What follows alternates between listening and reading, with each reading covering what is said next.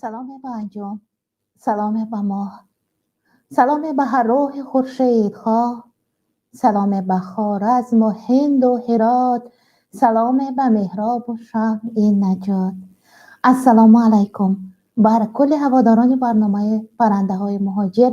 سلام بر نفرانی که عین حال اکنون بار اول وارد این برنامه شدند، نیز بر نفرانی که پیوسته پیگیری میکنند برنامه ها را. خصوصا سلام و گرمی صمیمانه، یک درود و پیام آشنایانه بر نفرانی که طریق شبکه‌های اجتماعی پیوسته سوال کردند که چرا هفته گذشته این برنامه صدا نداد.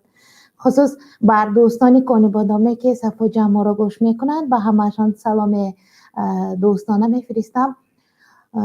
واقعا هفته گذشته به خاطر عید سعید قربان، عید اضحی، ما هم استراحت داشتیم و برنامه صدا نداد. هفته پارین باشد، قبل از آن با سبب های تکنیکی یک برنامه که محتوای خوب داشت، موضوع خیلی گسترده، یک موضوع خیلی جانناک داشت، جاندار داشت، یعنی صدا ندادم با حالت های تکنیکی صدا داد، اما در لحظه های معین قطع شد. خب مهم این که باز هم دیده به دیدار هم دیگر رسیده هستیم، باز هم این برنامه را ادامه میدهیم. برنامه پرنده های مهاجر است. مقصود این برنامه پیوستن مهاجران است، به خاطر گفتن راز و نیازشان، به خاطر شنیدن عرض و دادشان، خواهش هایشان، پیشنهادهایشان نسبت برنامه. این منبر است، منبر برای پرنده های مهاجر است. کاملا خیلی از برنامه هایی که طریق شبکه یوتیوب پیام صدا میدهد، پیام تیوی یا رادیوی پیام، بیشتر یک رجوع سیاسی دارند، یک جلای سیاسی دارند، تجلای سیاسی، و ما از همین برنامه را ادبی و فرهنگی و اجتماعی کردیم که جزء زیاد از مردم در این جاده هم هستند و خوب است که هستند. شکر است که در این راه هم خیلی نفران هستند، چون فرهنگ هم یکی از شاخه های دین است، ادبیات هم یکی از شاخه های دین است. دین زیبایی است، جایی که دین است کین نیست. فرهنگ این یک داشتن فرهنگ، یک داشتن نعمت بزرگ است. درک و فهمش فرهنگ، درک ادبیات برای انسان یک نعمت بزرگ است و کوشش بر درک این جاده هم برای هر کس یک اقدام درک هم برای هر یک نفر یک تقدیم الهی است. خب برنامه بود هفته قبل که با نام تاثیر ادبیات بر بیداری ملت پیش برده ایستاده بودیم. ما سعی کردیم که همین برنامه را بار دیگر، همین موضوع را بار دیگر ادامه دهیم. خواهش شنونده ها همچنین بود که خیلی خوب برنامه بود، اما قطع شد. برای قطع شدنش معذرت میخواهم. واقعا موضوع خوبه بود. ما گفته بودیم که اگر تاثیر هم دارد، ادبیات دارد. برای مثال دیگر فنها را یک نظر کنیم. اگر از این ملت بزرگترین یک عالم طبیعت شناس، بزرگترین یک عالم ریاضیدان هم برآمد، دیگرگونه تبدلات بر این ملت نه آنقدر آسان است، چون اگر اهل ادب، اهل فرهنگ رجوع کنند. تحولات فرانسه اهل ادب آغاز کرده بودند، ادبیات رجوع کرد، ادبیات سر برداشت و شعرها و شعارها و گفتارها همه از اهل ادبیات سر زد و همین تحولات فرانسه آنچنان یک بزرگ بود که دیگر کشورهای اروپا را هم یک یک فرا گرفت. تحولات کشورهای عرب باشد، از آن که یک زمینه گذاری، یک ریجه است یا یک زینه‌بندی آن شاید بود که از جهت ادبیات درست گسترده نشده بود، آن بهار عرب میگوییم. نرسید، بر آن فینیش میگویند، جایی بر درجه نرسید و در راه بر هم خورد. اما همگان در خاطر دارند، در تاریخ میماند این. بسیار از کشورها با همین راهی که اول اهل ادبیات رجوع کردند، بیدار شدند آهسته آهسته ملت. نفرانی که هنوز درک نکردند چی میگویم، عادی تر ساده تر کرده میفهمانم.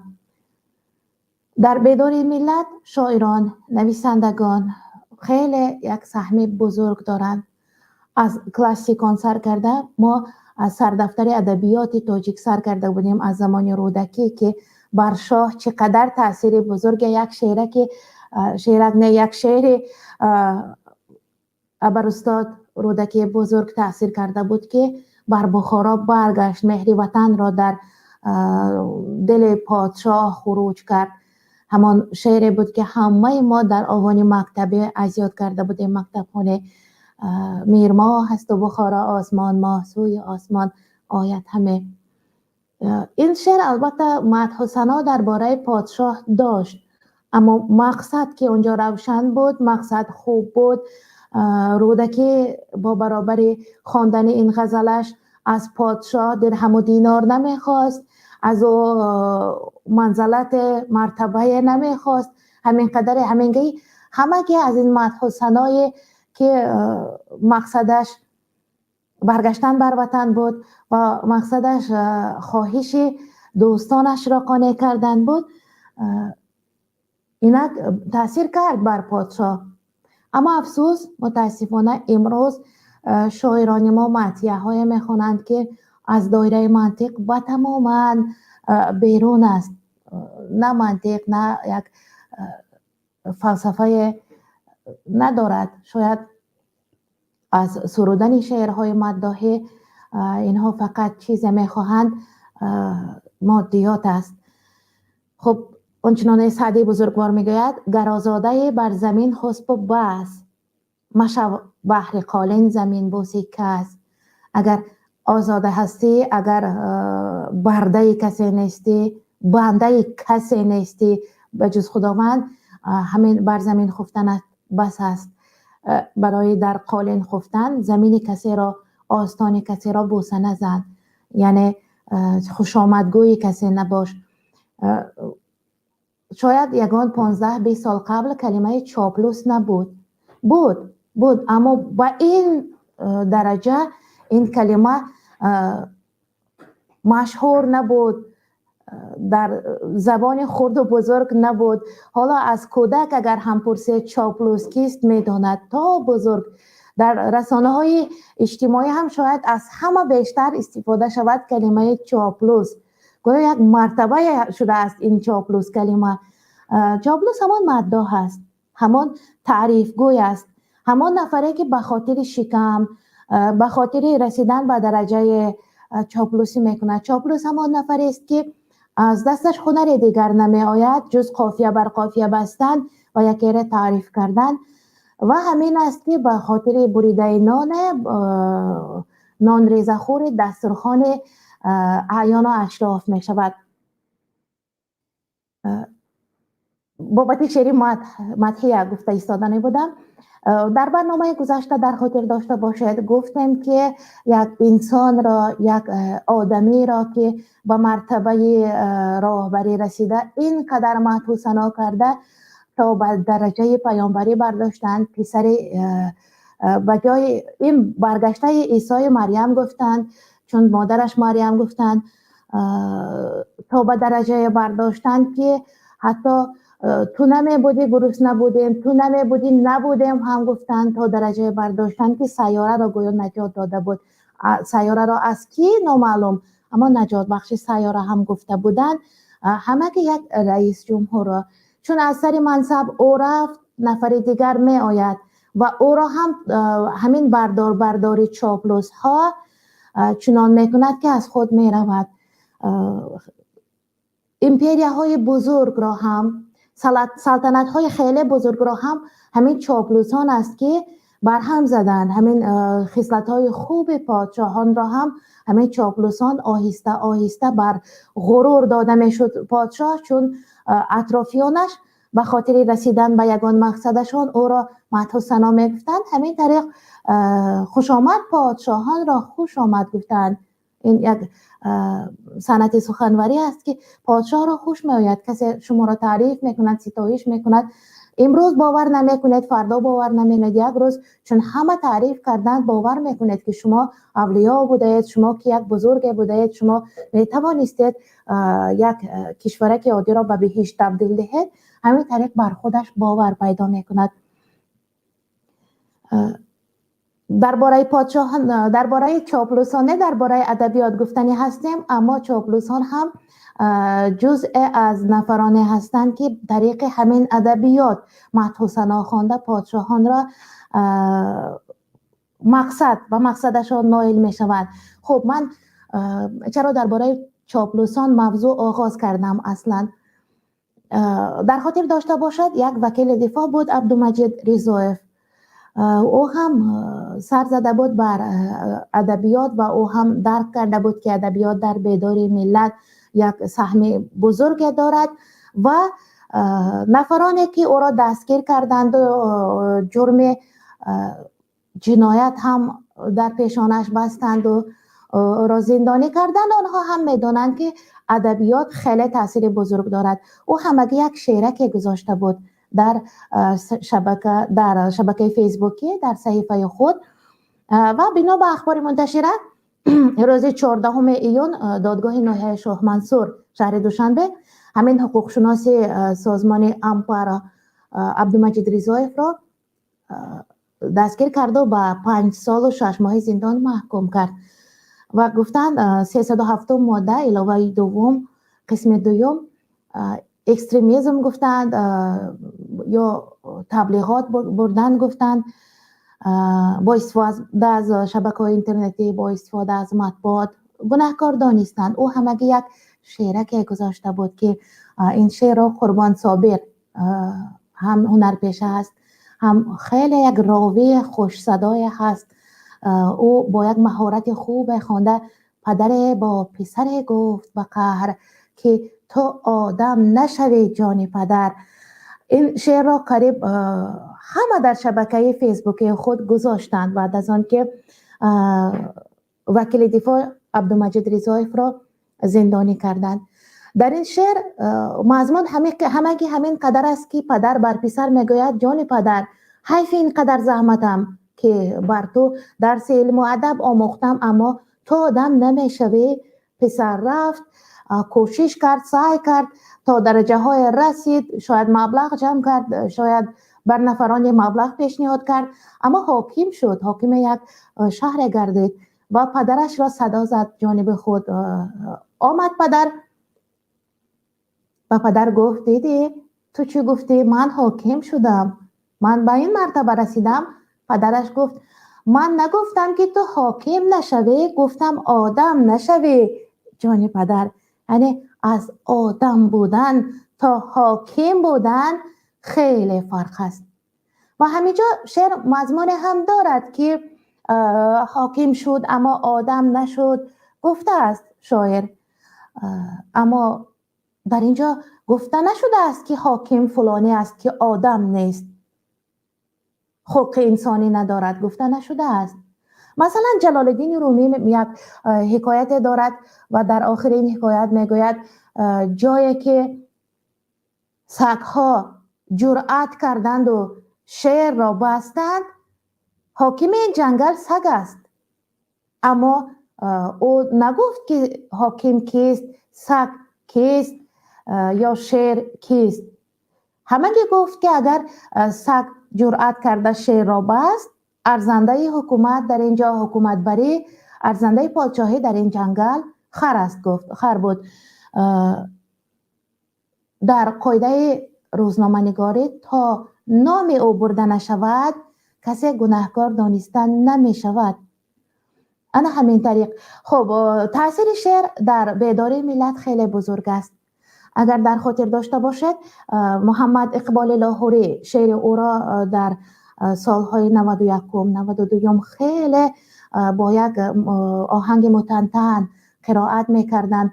وقتی این شعر خودش نو قلمداد کرده بود در لاهور خوانده بود، مردم با یک صدا از تاثیر همین شعر گریسته بودند، چون در پاکستان فارس زبانان خیلی بسیار بودند. این شعر به مانند یک شعر لیوا بردارنده، یعنی بردارنده یک بیرق پرچم بود. با تاثیر همین شعر پرچم برداشته شعر را قرائت کرده می رفتند. یا این شعر گویا یک شعار بود، یک گیمن بود که در پاکستان فارس ها می خواندند: ای غنچه خوابیده چو نرگس نگران خیز، کاشانه ما رفت به تاراج غمان خیز. از ناله مرغ طرب از بانگ اذان خیز، از گرمی هنگامه آتش نفسان خیز. در این شعر یک تاریخ بزرگ ملت فارس نهفته.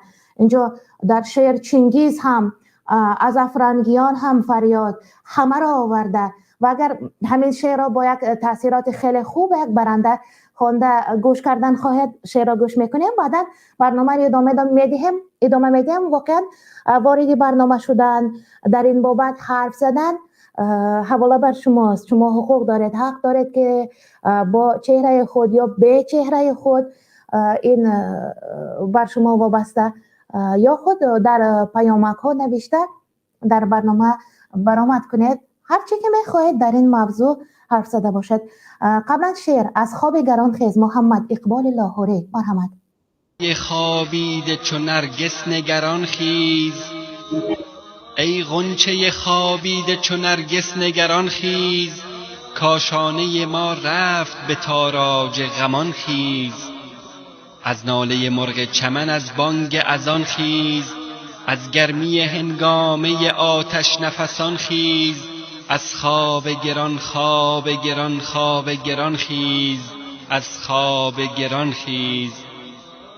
خورشید که پیرایه به سیمای سحر بست، آویزه به گوش سحر از خون جگر بست. از دشت و جبل قافله ها رخت سفر بست، ای چشم جهان بین به تماشای جهان خیز. از خواب گران خواب گران خواب گران خیز، از خواب گران خیز. خاور همه مانند غبار سر راهیست، یک ناله خاموش و اثر باخته آهیست.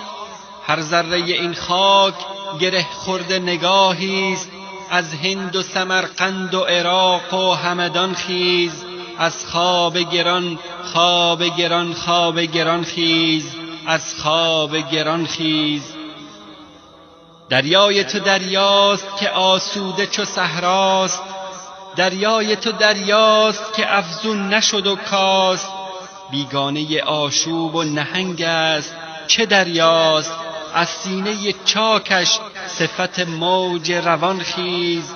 از خواب گران خواب گران خواب گران خیز، از خواب گران خیز.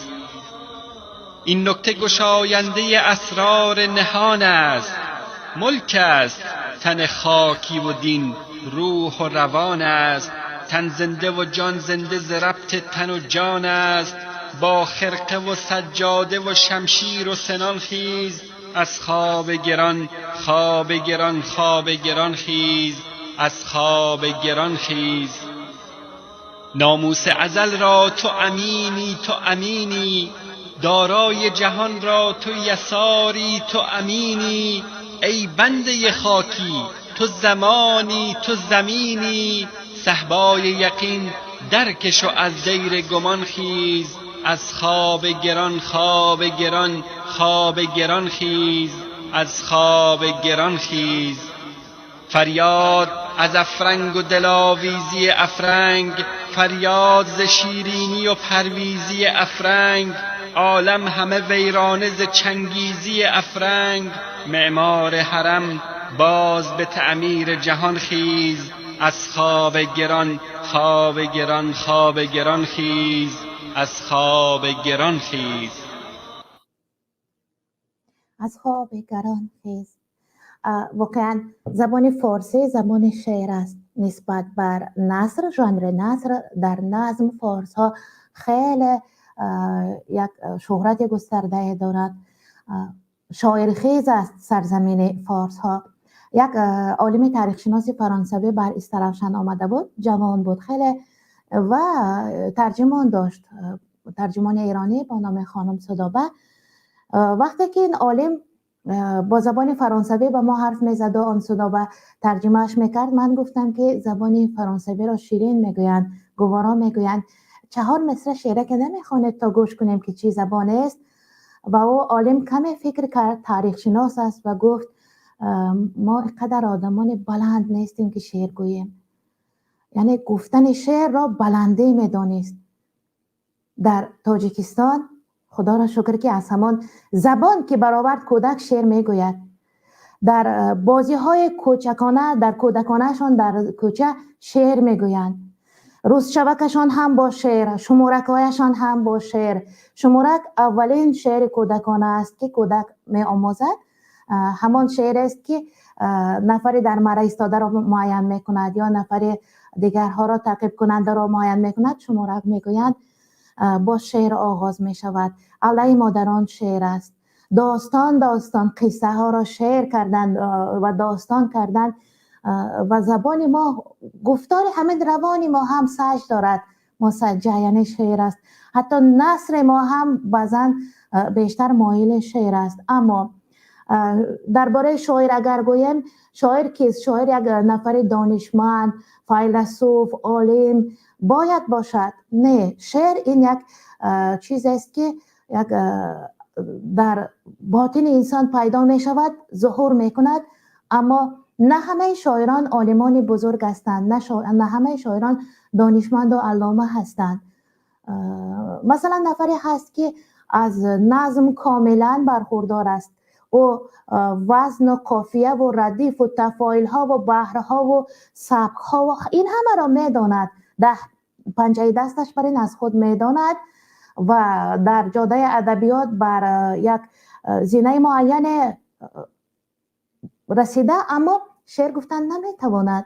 نفری هست که از بین خلق برآمده، نمیداند قافیه‌اش چیست، وزنش چیست، ردیفش چیست، چیز نمیداند، اما شعرهای میگوید که عالمان در حیرت میماند. مثلا یک شاعر خلقی بود، یوسف وفا. او یگان دانشگاه را ختم نکرده بود، کتابش را هم خود مردم جمع کرده برآمدند. همینطور خب چرا این را مثال آوردم؟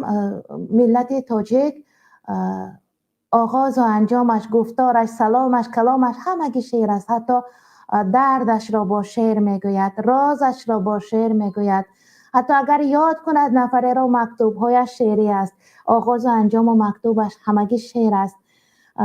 و تاثیر شعر بر جامعه، تاثیر ادبیات بر جامعه از آن سبب بزرگ است که طینت و سیرت ملت ما را و خیلی از ملت ها را هم همین ادبیات فرا گرفته است، نزدیک خود اوست. یک شعر پرتاثیر بود، اینجا میخوانم برایتان.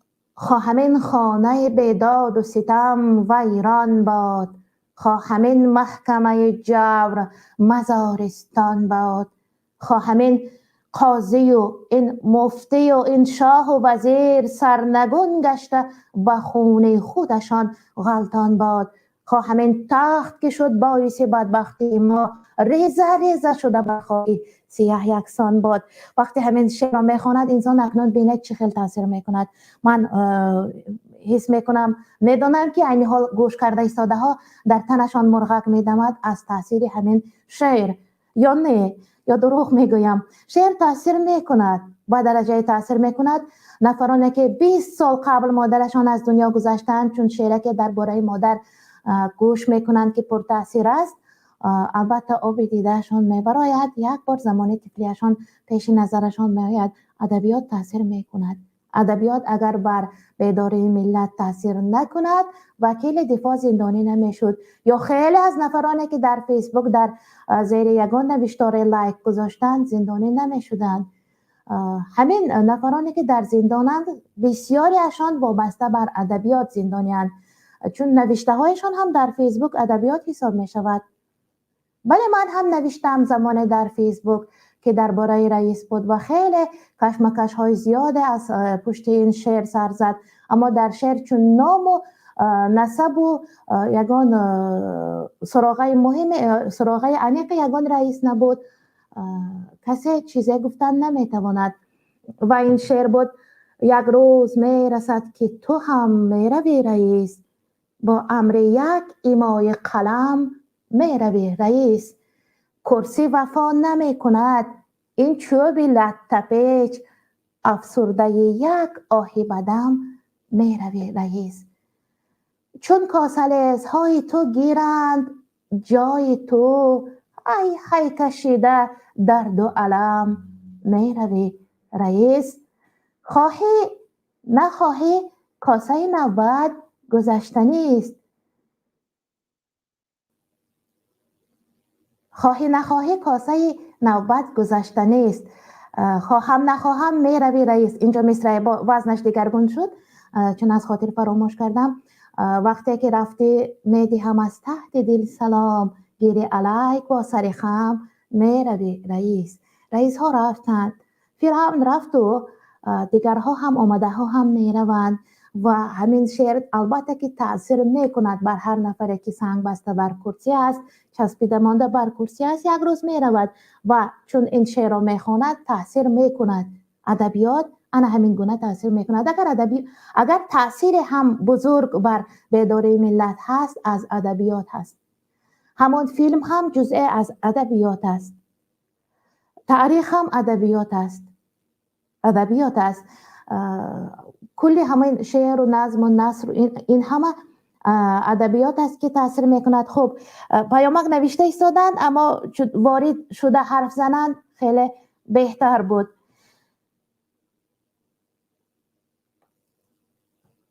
عمر خیام شعر می نوشت. در شعرهایش مثلا یگان پادشاه را مذمت میکرد یا پادشاه را بر زمین میزد، ظلمش را ستمش را آشکارا میگفت و چون پادشاهان اگر دعوتش میکردند میگفت در شعر نمیبینی حرف مای هست، مستی هست و هنگام گفتن این شعر شاید من هوشیار نبودم. این یک گزینه است، یک ورسیون، یک گزینه است و خیام بزرگ را هرگز ما عیبدار گناهکار بر می پرستی و مستی نمی کنیم. این تنها به خاطر آن بود که پادشاهان را خود را از همان ظلم پادشاهان رها کند. چنین بود.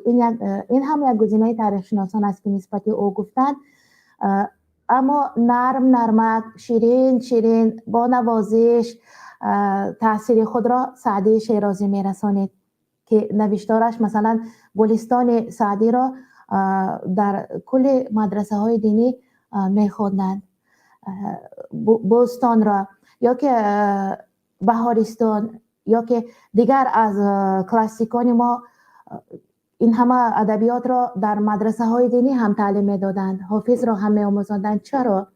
چرا که بیدار کننده یک تکان دارند این شعرها، یک تکان بیدار کننده هم دارند که هم بابت تربیه هم تکان به خاطر وارد شدن بر علم و نقش علم را در خود جای کردن و محبت علم را در خود بیدار کردن. از این کلاسیکان خیلی یک تکان بزرگی هست.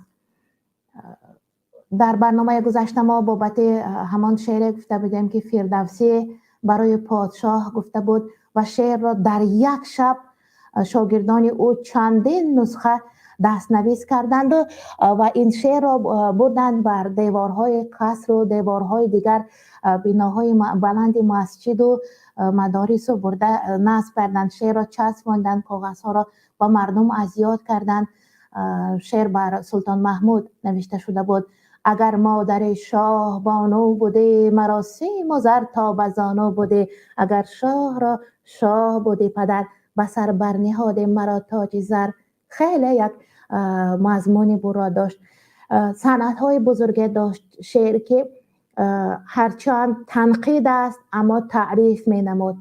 مثلا با صنعت ملیح و قبیح شعر می نوشتند که در یک نظر بینید این تعریف نامه بر پادشاه است، اگر درست تر درک کنید این بدترین تنقید است، بدترین پست زدن هاست. مثلا یک شعره که بود، هست در سلسله خاکانه مهرداره که ندارد سانه. بینید چقدر تعریف است. در سلسله خاکانیان مهرداره هست، یک منصبدار هست که به مثال او در دنیا وجود ندارد، ثانی یعنی دویومش نیست. اما درست درک کنید، مهرداره که ندارد ثانی، کلمه مهردار اگر حرف ثانی حرف دویم را گیرید مهردار میماند. در سلسله خاکانی یک مردار است که مثل او نیست. ببینید که چقدر تنقید سخت است، اما در یک خواندن در شعر شما تعریف بزرگ میبینید. سخنش چون به ظرافت آمیخت، از دهانش گوهر بی حد ریخت. گپ در سر کلمه ریخت می رود. موشکافانه نظر کنید، سخنش وقتی با ظرافت آمیخت ریخت. از کلمه گوهر بی حد، از گوهر 4 حرف را گرفته می پرتایند. از دهانش چی ریخت؟ این بدترین تحقیر است نسبت پادشاه، نسبت همان مهردار یا وزیر، اما تعریف می نماید. این گونه صنعت های شعری هم داشتیم و این هم تاثیر ادبیات است. اگر همان مهردار، اگر همان پادشاه اهل ادب است و درک میکند که اینجا چی گفته شده، پای میبرد که تعریف نیست، بدترین تنقید نسبت اوست. این هم تاثیر ادبیات است. و برای اشتراک در برنامه به همین لینک زیر نوار انگشت میزنید، یعنی پخش میکنید و همینجا میتوانید با ما در تماس شوید. موضوع اگر دشوار است که وارد شده حرف نمیزنید، اگر کمی برونتر از موضوع هستید اما دخل دارد بر موضوع، مثلا از همه شما من فلسفه شعر یا تاثیر ادبیات بر بیداری ملت نمیگویم. شما چی فکر دارید؟ آیا ملت را با راه های دیگری هم میتوان بیدار کرد؟ آیا می شود که همین شعر نویسی های چاپلوسانه، مداحانه، تعریف های به سرانوگ زیاده که نسبت مقامداران، منصبداران می نویسند، چی کار باید کرد که همین خس و خاشاک که در تاریخ بوده را شمال تاریخ به باد داده شسته نرود و شعر ماند؟ از امروزی ما چی شعر میماند؟ هستند البته بزرگانی که خوب می نویسند که ماندگار است. اما وقتی که انجمن ادیبان جوان سال 2012 برگزار شد، خانم گلرخسار شاعره شهردیار در اینجا برآمد کردند، گفتند این چی گپ است که هر سال از هر یک شهر و ناحیه 10 کتاب چاپ شده بر اتفاق نویسنده ها می آید. البته نسخه پیشنهاد میکنند اونجا هم که چند پخش کرده میخوابد، چند پخش کرده، حاجت به ورق زدن هم نیست. چرا؟ شعر نیست، نظم است، 4 چوبه نظم است که وزن و قافیه شاید دارد یا شاید همان هم ندارد، اما مضمون دلرس، مضمون یک شکافنده، مضمون تکان دهنده ندارد. باز هم اقبال لاهوری میگوید شاعرم در سینه ملت چو دل، ملت به شاعر انبار گیل. شعر را مقصود اگر آدمگری است، شاعری هم وارث پیغمبر است. شعر باید تاثیرناک باشد، مقصودش آدمگری باشد، وادار کردن بر انسانیگری باشد، یک تکان دادن بر رجوع بر جانب انسانیت، انسانیگری باشد. یک شاعر تهرانی بیداد با تخلص بیداد می نویسد: از من مخواه شعر تر ای بی خبر ز درد، از من مخواه شعر تر ای بی خبر ز درد، چهره که خون از آن نچکد ننگ دفتر است. حیف دفتر، حیف قلم از آن شعری که می نویسد که از آن یک تکان نمی براید، یک شعری که خون از آن نچکد ننگ دفتر است. ما با زبان سرخ و سری سبز آمدیم، تیغ زبان برنده تر از تیغ خنجر است. دیگر بس است هرچه دو پهلو سرودم، من ریزخور سفره ناکس، نبودم. دقت دهید من ریزه‌خور سفره ناکس نبودم. یعنی من شعر مداحی نوشته از دسترخوان ناکس نان ریزه نمیخورم. من شعر می نویسم، میگوید داده چنان کنم که جهان را خبر شود، گوش فلک ز ناله بیداد کر شود. بیایید از خود بیداد میشنویم یک چند مصرع بعداً باز ادامه میدیم برنامه رو و البته برآمد شما را هم انتظارم دوستان. خیلی من بسیار حرف زدم. مرحمت. سراچه به جز باد سرد نیست، هر کس که لاف مردی خود زد که مرد نیست. مردم حدیث خوردن شرم و قی حیاست، صحبت ز حد که حرمت والای کبریاست. مردم خدا نکرده مگر کور گشته اید، یا از اصالت خودتان دور گشته اید؟ تا کی برای لقمه نان بندگی کنید؟ تا کی به زیر منتشان زندگی کنید؟ اشعار صیقلی شده تقدیم کس نکن، گل را فدای رویش خاشاک و خس نکن.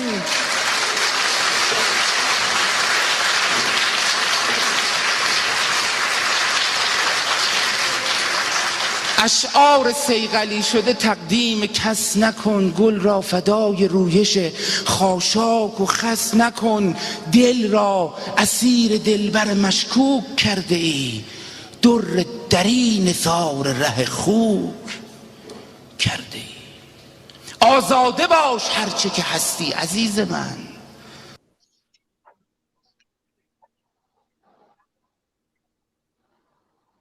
آزاده باش هر چی که هستی عزیز من، حتی اگر که بت بپرستی عزیز من. یک تاثیرناک است، پر تاثیر است البته. آزاده باش، آزاد باش. نفر در خط علاقه هستند. گوش میکنیم شما را مراد.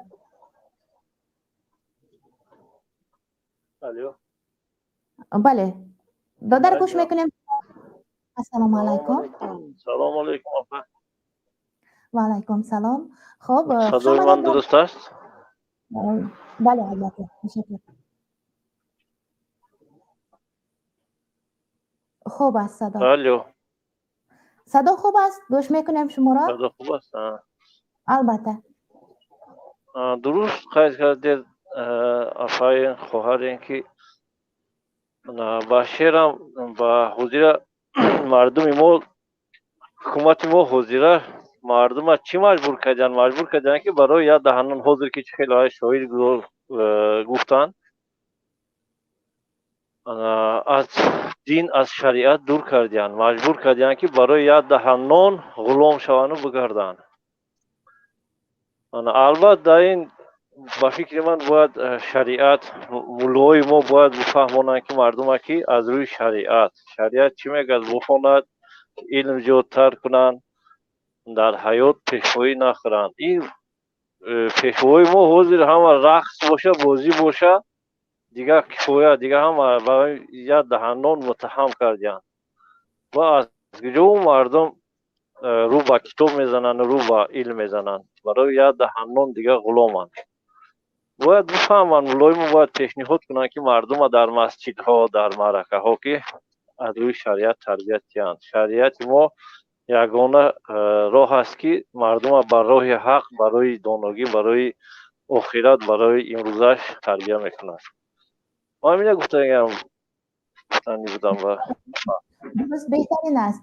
و فکر شما بابت آن شعرهایی که در تعریف و تصنع راهبران میکنند چیست؟ مدرسه تعریف میکنند که او را باید پیامبر حتی برابر کردن، گفتند عیسی مریم است. گفتند اگر نباشد کنجاله میخورده. نسبت این گونه شعرها که به نهایت تعریف و ستایش نفر است. مثلا راهبر ازبکستان با برابر سر صدر نشستن، در همان کرسی راهبری نشستن، اولا کاری که کرد گفت مدحی سرایی بس نسبت من کسی در وصف من کسی شعر نخواند، ننویسد شعر و سرود درباره من یک انسانم. البته انا خیلی خب یعنی خود باور داشت هرچی که هست همان هست، میداند که بودنش را. بر شاعرانی که وصف کسی را کرده شعر می نویسند، به فکر شما چرا چنینند همین شاعران؟ مثلا استعداد خوب هم حاجی دارند. بینید که من همون شاعران دارند، مردم ما در حقیقت در واقع همه نویسنده های خوب داریم، علمای خوب داریم، نمیمونند که هوایی را یک از روی حقیقت نویسند. یک کسی یک گپی حق گفتن ورده کنی زندان کرده استودیان. این معلوم است دیده استودیان با کی دیدی گرده میکند که بون نویسد یا دهند گپی حق گاو زند، برای الله گاو زند، همین گپ برای همین غی گپی حقشون برده زیر زندان کرده استودیان. یک برادرمون این عزت امان چقدر برآمدهای حق داشت، درست داشت، هزار یک تهمت زدن در سرش برده محکمش کردن. این دیگه مردم ایدم یک دهنانش دیگه فراموش کردن که چقدر عزت امان یاردم کرده شده بود و نه تنها یاردم برای همین مهاجران بود، برای علم و همین معرفت تاجیک مبارزه میبرد، برای پیشروی نشامتی معرفت مردم خودمانه مبارزه میبرد. برای همین بردن محکم کردن، برای اینکه وای دونوتر بود نظر به اون تویی که او شتیان. ولی وای فکر میکرد، وای درک میکرد. درست میگویید، هر کس دایره درکش وسیع‌تر است در آن محیط تنگ و تیره نمیگنجد و او را زندانی میکنند. گویا زندان یک دیوار باشد بین مردم درک کننده و بین مردم آرام و سرخم. همین طور است. خوب و درست قید کردید، بهترین است. باز چیزی گفتنی دارد؟ ببینید افا اینا باید ببینید، البته گفتنی هستم، گفتنی و بسیاری دارم. وزیر خاک من در سری کار هستم، انا به هر حال قید کردم میگذارم. اینا ببینید یک وزیر تندرستی را زدن، معیب کردن، باید حساب درست کردن برای اون که باید چاپلوسی کردن، سرخمی کردن، خاکزنی کردن، خوبشون کردن. بگذار همین خیلی مردم ها زنن معیب کنن، بفهمن که او رفتارشون نادرست بود، ناجیه بود. اگر برای حق می بودن این خیلی نمیشید. با قدری علمای با قدری این همین خیلی دکتر و پزشکمون نمیرسن این دولت حکومت حاضره تاجیکستان.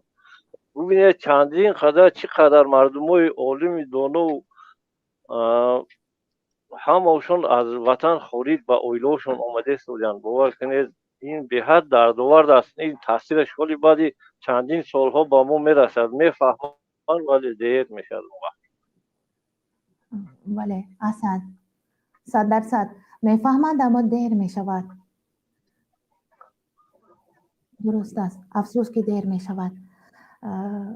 وقت همین قدر گفتنی بودم. خب رحمت کلام برای برنامه هاتون. تشکر دادر. و نفر دیگر در خط علاقه هستند. تاجیکستان. السلام علیکم آپا. و علیکم سلام دادرم، گوش میکنم شما را. دایره معرفت آپا جان همین بدبختو که سر میشنه باشن و اوزی در گرانیسه هر یا زنه که قد پینسانی را از او سومونده ازبکستان گذار اگانی کارانتینه پول کد کارانتینه میخرن چو پولستو آنچونی دستی که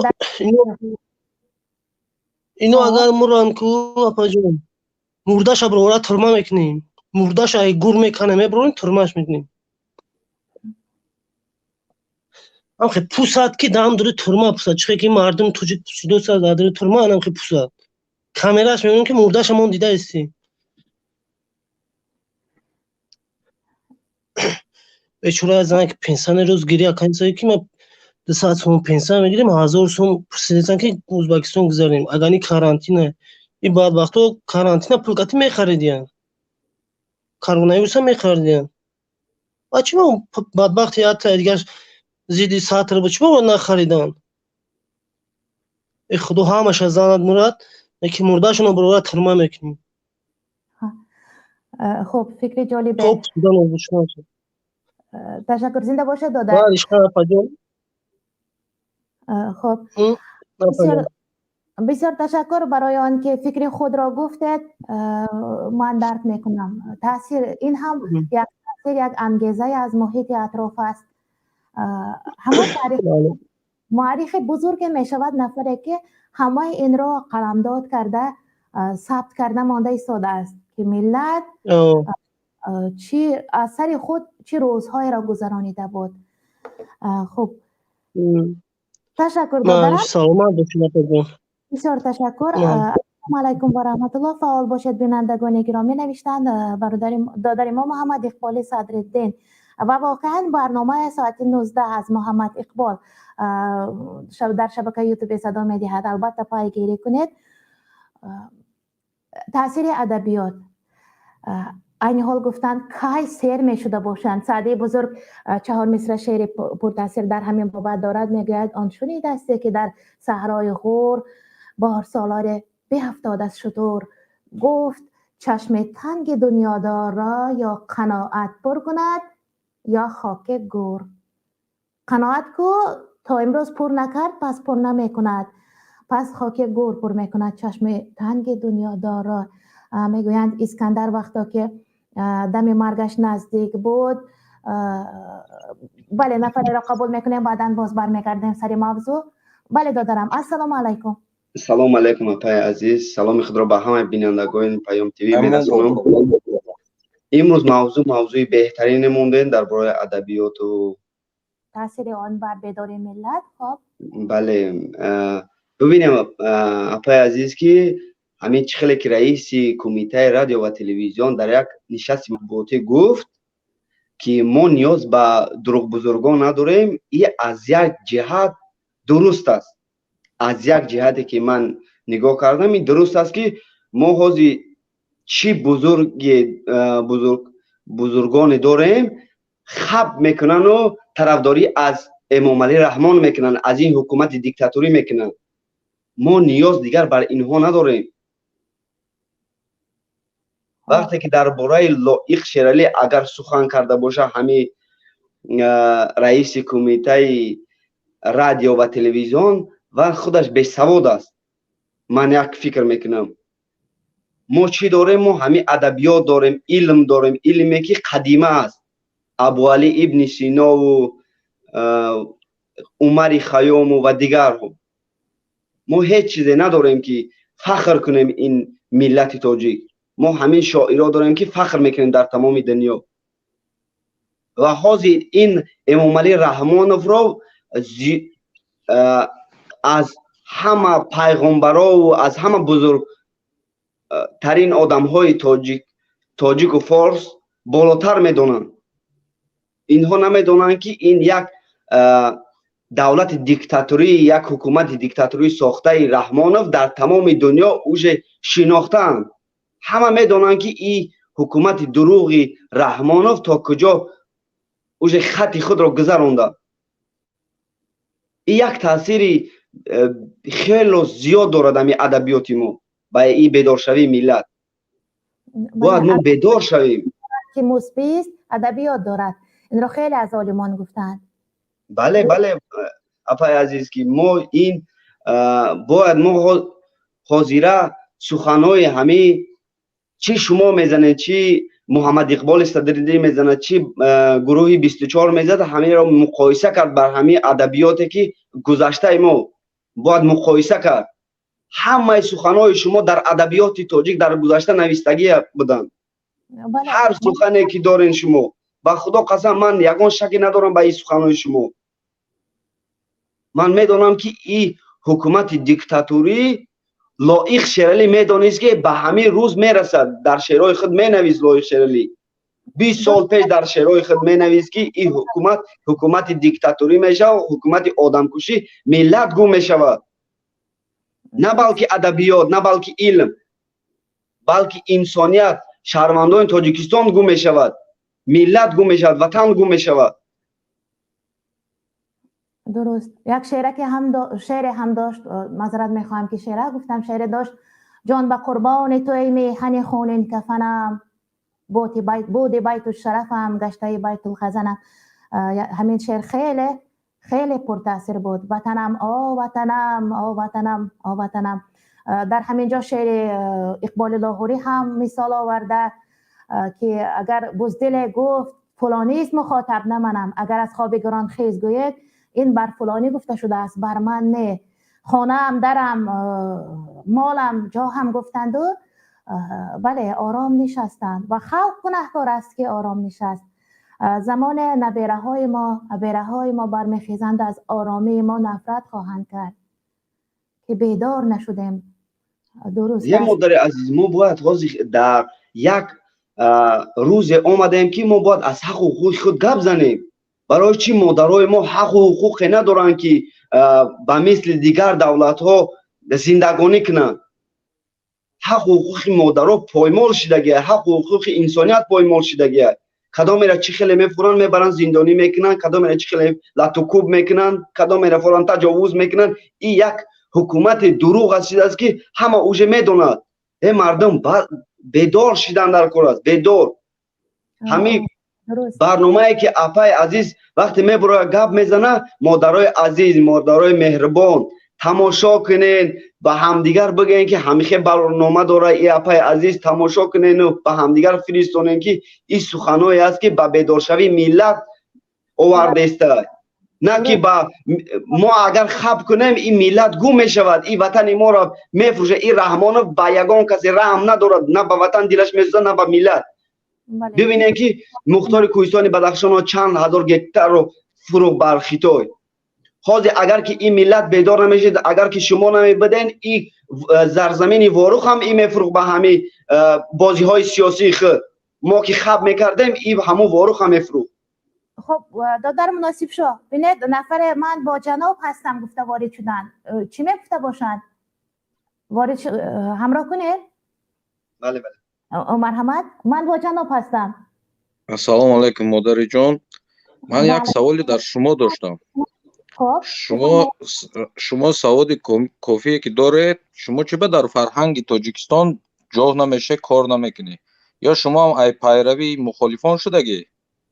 خب در فرهنگ تاجیک من جا نمیشم کار نمیکنم. من برنده رادیو بودم، راهبر رادیو هم بودم، رادیوی دیگری هم تاسیس دادیم که مقصد ما این تبلیغ زبان فارسی بود، چون رادیوی ما را در جمهوری ازبکستان هم 3-4 ولایت گوش میکردند، در سمرقند، در تاشکند حتی گوش میکردند و تاجیک زبانان برون مرزی هم از آنجا زنگ زده افتخار میکردند با رادیوی ما. و در همین رادیو که نخواستم فقط فرمانده بالا را اجرا کنم، توصیف بالا موسیقی، تعریف بالا موسیقی، با سیاست پیش گرفته جناب عالی امروز فلانی 3 ساله شد یا فلانی 1 ساله شد، یک سرود. در رادیو یک برنامه فرهنگی نبود، ادبی نبود. از عبدالله انصاری خواندن یگان حکایت من بود یا شعرکی از کلاسیکان بزرگ ما من بود. مثنوی عرفان میرزا عبدالقادر بیدل را خواندن نمیتوانستیم. الهی نامه عطار یا اینکه از فریدالدین عطار یا که انصاری وقتی میخواندیم التماس میکردند راهبران رادیو، التماس دخترم همین نخوان، هیچ نمیگفتند چرا که نام خدا دارد آنجا. آخر کلاسیکان ما در همان پروگرام در برنامه مکتب از فریدالدین عطار هست، از انصاری هست، اما خواندنش من بود. مثنوی عرفان بیدل چی بدی داشت که طریق رادیو فقط یک منبر شعر و سرود و رقص شد. دیگر در اینجا کار کردن هم دشوار شد. هر روز فرمان اجرا کردن، هر روز کبیری گنده مخالفین گنده دیگر از استودیوی رادیوی ما در آمده کارمندی که اخبار خوانده ایستاده بود گرفته بردن،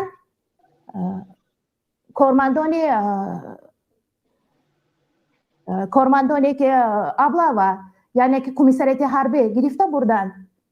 اینقدر دعوا کردیم که او دانشجوی کورس 4 است، او تجربه آموز است، رفته باز میخواند، اما بردن.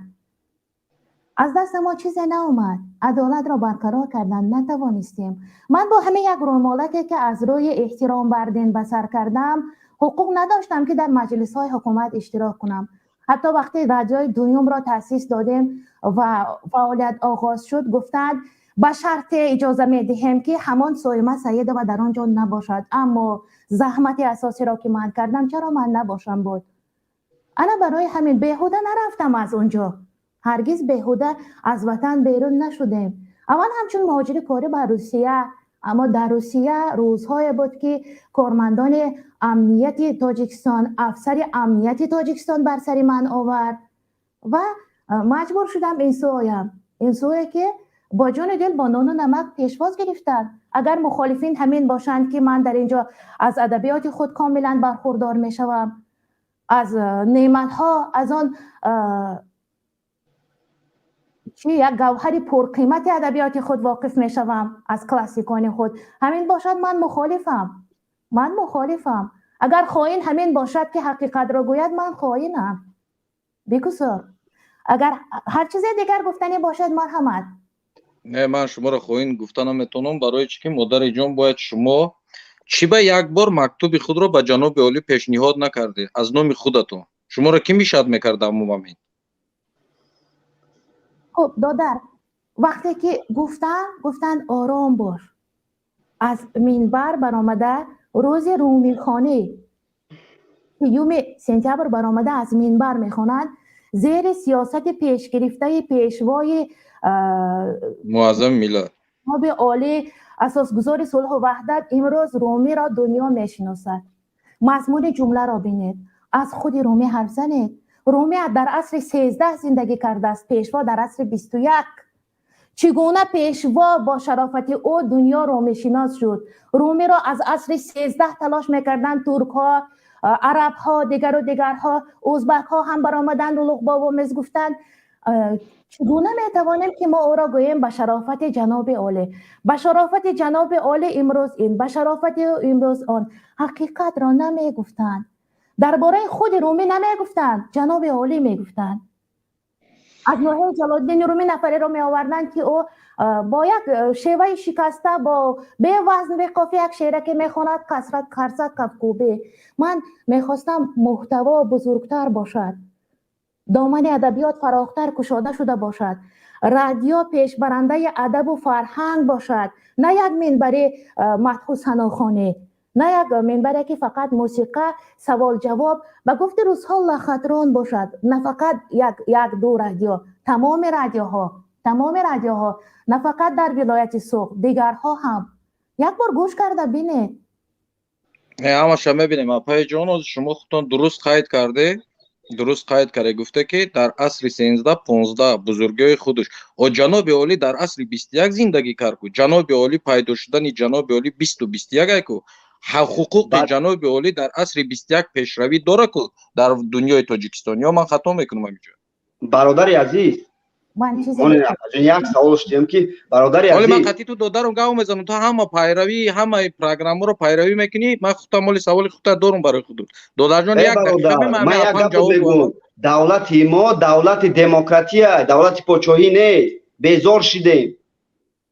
دموکراتیه درست تپ توغری. تو را از من یک سوالی خودت خوب بیاز در همینجا بنیاد در بین آورده بودی نداونا پروگرام وجد. من مهاجرم در روسیه زندگی میکنم 2000 سال 95. من در وطن تاجیکستان در شهروندی تاجیکستان رو ندارم. خیلی ما یک پروسس مقصدی خودمون باید گاو زنیم. تو ده یک سوال یک مینوت به من ملتم تاجیک چی کار داری؟ یک مینوت به من قطعی تو آدم بریل گاو زن شما کدی گاو زن. تو ده یک سوال اپوزیسیا 24 پارلمان دی خود شد پیشنهاد کرده. اپوزیسیا 24 برای چی؟ اول من سوال دادم حسین اشور مرا قبول نمیکنه برای که حق باطل برای خیلی ما مقصدمون هر یک تمام گپ زنیم. تو دا اینا خودت بچه یاشی با فکر من نیم عمری مرا داریم ممکن 22 23 ساله بچه‌ای گفته دوشنبه من دوشنبه عملیات یاشدیم منم عملیات یاشدیم من 40 ساله بچه‌ای مردا که 40 ساله قطع گازا. کاروش تا سوال با میون بعد چی با همین شما یک بار سوال در میون نمیگوره که همه اپوزیسیا 24 و پایمای ملی باشه و اپوزیسیا 24 و کسی نباشه صد ملا اقبال صدرالدین که وای باشه فرقی نداره. چی با هوای یک بار پارتی خودشون در پارلمان تاجیکستان پیشنهاد نمیکنه برای زندانی میکنن برادر و هیچ کی برادر میشد نمیکنه. вақте ки дар ҳози ҳамин парлумонти тоҷикистон агар оиқшон пешниҳод кунанд дурунравиша, вақте ҳангоми бубине ки дар Россия чандин партияҳо ҳаста, иҷан партияи мухолифин дора, партияи оппозитсияи худша дора, ҳеҷ ки ваёро мишаҳад намекунад бародар ай чорчӯбаи қонун як хато як қадам зиёд назан, туро ягон кас ягон чӣ карда наметавонад. Ту медонӣ ҳамина? Амният аст, вазорати корҳои дохилӣ аст, прокуратураи ҷумҳурии Тоҷикистон аст. Бародар, ҳамин барои чӣ занҳои тоҷики мо дар парлумон, дар ҳамин парлумони дар интихоботи президентӣ иштирок намекунанд? Якум савол. Модарои мо чӣ иштирок намекунанд? Ки мега иштирок намекунанд? Ту медонӣ ки фарди ҷумҳуравӣ любой страна вай фарқаш нест. ҳамон одам агар 18 сол ки дошта боша вай мард зан фарқ надорад. ин гап дар ҳамин Тоҷикистони худомона ки марду зан баровараги. Марду зан ҳуқуқ баробара. Бояд вай рава интихобота иштирок куна, вай рава институт хона, вай рава училиш хона, вай рава корхони давлатӣ да кор куна, вай чӣ хеле мефора гарда. Бародари азиз, ҳуқуқи ману тура дорад. Дар бораи мавзӯъ гап занем, адабиёт. ин зан шуд, гунаҳгор шуд. Бояд мо инҳоро барем дар оғало ҷо кунем. Бояд мо инҳоро барем дар дури хона бандем. Саволи мада ту ҷавоб де. Инҳо шудан, гунаҳгор шудан. دورم شده من به سوالتان جواب میدهم. من با جناب هستم گفته برآمدید. خوب میشد که با نام و نسب خودتان میبرآمدید، چون من آشکارا برآمدم با نام و نسب و مناسب شو هم. خب آینی حال بابا نظر مرا پیشنهاد کردند که پیشنهاد کرده بودند فقط برای اشتراک او در انتخابات برای نامزدی اش را گذاشتن امضا جمع کرده بودیم. تعقیب سیاسی خیلی بزرگ بود. نفرانی که امضا جمع میکردند آنها را نگه داشتن در شعبه کارهای داخلی تا همین معرکه به آخر رسد. در خاطر دارید من هم یکی از نفرانی بودم که امضا جمع میکردم. بله مدام. و خیلی از نفران اینجا در زیر تعقیب بود. مرا تعقیب نکردند. من به ملال من در بازارهای شهر گشته امضا جمع کردم. مردم با جان و دل آمده امضا میماندن، با جان و دل. پرزیدنت دیگر میشده است میگفته امضا میماندن. رقم تلفنم را گرفته از خانه اشان کد پاسپورتشان را میگفتن نویسید ما امضا میمونیم. اما خیلی ها را تعقیب کردن، نگذاشتن. میگوید که چرا پیشنهاد نمیکنن؟ انا کمبوتی همین در جمهوری میدونی شما برای چی همین خیلی اپا برای همین کمبوتی شما در جمهوری تاجیکستان پارتیا کمی داره، پارتیا نیست باید پارتیا ریشاد کنه. اینجا جنوب بینواد نیست، اینجا هازی جنوب هم اکورژنی خود هم سلیوات داره نیستون، جنوب کرای برواریسیان او جنوب یک خودش توقع ریشاد کرده نمیتونه. اگر همین توجیک ما با خون با آدم کشی با جنگ هیچ کارمون پیش نمیره. همون سال 92 حرام بیا ما باید یا میر نباید ریشاد کنن. همین برادرایی که هستن با سوادوش من به سوادو در نظر ندارم. اینه از تنای فایچای پریر برام در передачи программа کلا برای اون پروفسور را زدن گفته وای ناتسیستی کرده. میگه ما ازبک ما قلق قنگراتم چیم در پاسپورت ای برادر ما هم تاجیکستانی توجیکه ای با خود ای دار اما از تنای حرام یا پروگرامش روز بود خودش ناتسیست برو ناتسی ویبرات کرده. ای برادر میگه ما قنگراتم باید در پاسپورت ما قنگرات نویسم یا ازبک نویسم. اما از تنها بدون درو روی передачи تا من قبول نکرد. ادب التماس تو میکنم درباره موضوع گپ زنی ادبیات تاجیک ببینید که برادر ما چه بزرگوارا داشتیم که از دنیا گذشتن نامی و یا یک بار در تلویزیون پخش نمیشن، یک روز برنامه همین شاعر و نویسنده های بزرگ های ما نمیبرورن و چی نمیکنن، جشن نمیگیرن. هر روز درباره یک انسان، یک نفر دیکتاتوری آدمکش خائن ملت میبرورن و گپ میزنن. چی در رادیو باشه چی در تلویزیون باشه. در تلویزیون ما 100% مطمئنم که در تلویزیون تاجیکستان را نه زیاده از 100 کمپیر و پیر تماشا میکنن، ولی اپای عزیز ما سایما سعید برا زیاده 200 300 تا 10,000 15,000 نفر تماشا میکنن. ببینیم برادر که چه خیلی آدما بیزار شد از همین دولت دیکتاتوری. همین ما بس از برادر. خب از داخل یک نفر این داده رو هم گوش کنیم. هم برادر در گپ داشتن اگر که اهمیت است از دیگه اهمیت است خب سوال من با جناب هستم. نام دراز جناب هستم و همین برادر سوال دادید امنیت هست. همون آدم میگه که امنیت هست. امنیت دگیجو هست.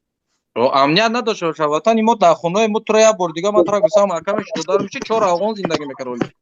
4 کس صورت زکاتی خودمون 4 کس دیگه 4 اویل افغان بود در خونه.